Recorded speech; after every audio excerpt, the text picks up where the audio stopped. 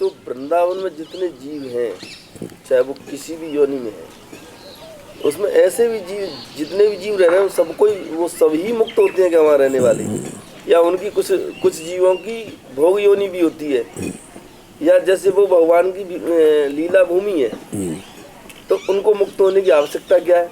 जो लीला भूमि में है वो तो लीला में ही रहना चाहेगा ना, तो मुक्त चाहेगा क्यों? इसका अर्थ ये है कि नए व्यक्ति को किसी को प्रवेश ही नहीं होगा, वहाँ कहाँ होगा? वो उस जगह को छोड़ेंगे नहीं, लीला भूमि को। हाँ, तो इसका है, बताएं।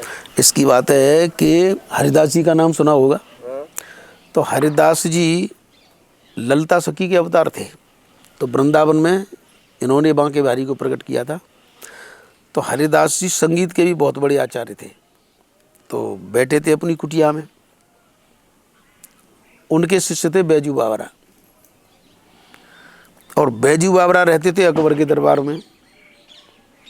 तो अकबर ने बहुत प्रशंसा सुनी थी कि हरिदास जी बहुत अच्छा गाते हैं।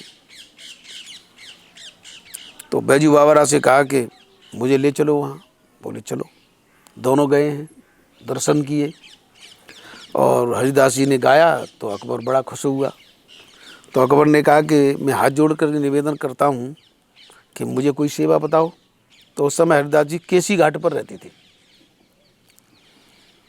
और लीला भगवान की ऐसी कि केसी घाट की एक सीढ़ी टूट गई थी।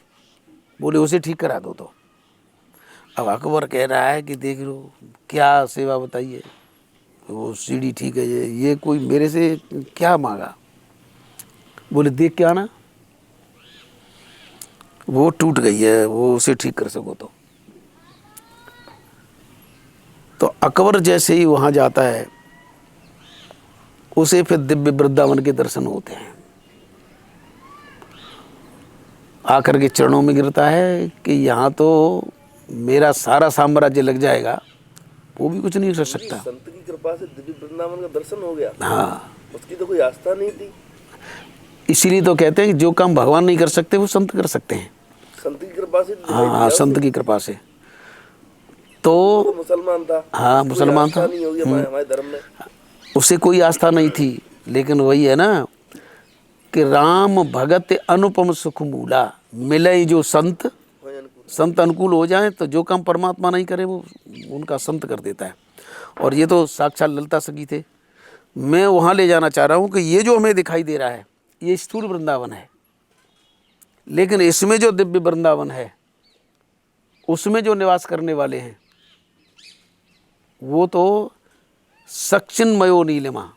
इसमें भी सूक्ष्म वृंदावन। हाँ बिल्कुल, हर एक चीज़ के स्तर होते हैं। हम भौतिक भाव से भी रहते हैं, सूक्ष्म भाव से भी रहते हैं। तो वास्तविक वृंदावन के दर्शन, इसीलिए तो हम कहते हैं कि हम टिकट लेकर के पहुँचे तो वृंदावन तो पहुँचे, लेकिन स्थूल वृंदावन है, लेकिन यहाँ की दिव्यता का अनुभव करना है। तो भगवान कृष्ण कहते हैं कि यमुना जी के जितने भी धूल कण हैं, इनमें जो सफ़ेद बालू के कण हैं वो राधा हैं, और जो नीले हैं वो कृष्ण हूँ, मैं हूँ। लेकिन हर एक दर्शन नहीं कर सकता। हर एक दर्शन तब करता है, पहले तो वो श्रेणियाँ पार करनी पड़ेगी। पहले तो ब्रह्मनिष्ठ होना पड़ेगा, पहले अपनी आत्मा का स्वरूप जानना पड़ेगा, यानी ब्रह्म भाव को प्राप्त हो जाने के बाद तब कहीं दिव्य वृंदावन के दर्शन हैं। तो इसीलिए वहाँ भौतिक प्राणी भी हैं। हेलो हाँ। इनका तत्व सूक्ष्म दृष्टि जिनकी है उनके द्वारा देखा जा सकता है। दृश्यते त्वदग्रया बुद्ध्या सूक्ष्मया सूक्ष्म दर्शवी। तो यहाँ जो भौतिक रूप से रह रहे हैं वो तो भौतिक जो भी हैं सो हैं, लेकिन अब जैसे गोपियाँ वृक्षों के ऊपर बैठे हुए पक्षियों को कहती हैं प्रायो बताम विहगा मुनयो मनीस्मिन, कि यहाँ रहने वाले पक्षी मुनि हैं। तो क्यों? क्योंकि वो गोपी तो दिव्य है, दिव्यता से देख रही है। क्योंकि गोपियाँ चार प्रकार की हैं, एक तो ऋषि कन्या है, एक श्रुतियों के मंत्र हैं, एक देव कन्या है और एक गोप कन्या है। तो जो दिव्यता को यानी ब्रह्मनिष्ठा से, ब्रह्म ज्ञान से भी ऊपर जिनकी स्थिति है, तो उनके लिए तो जैसे प्रहलाद को पत्थर दिखाई नहीं दे रहा है, भगवान दिखाई दे रहे हैं, ऐसे ही उस स्थिति तक जो पहुंचा है वो वास्तव वृंदावन के रूप को देखता है। तो स्थूल उसमें पहुंचे हैं, स्थूल हैं लेकिन औरों की अपेक्षा वो भाग्यशाली हैं, बस इतना बात है। बस भाग्यशाली है। भाग्यशाली हैं।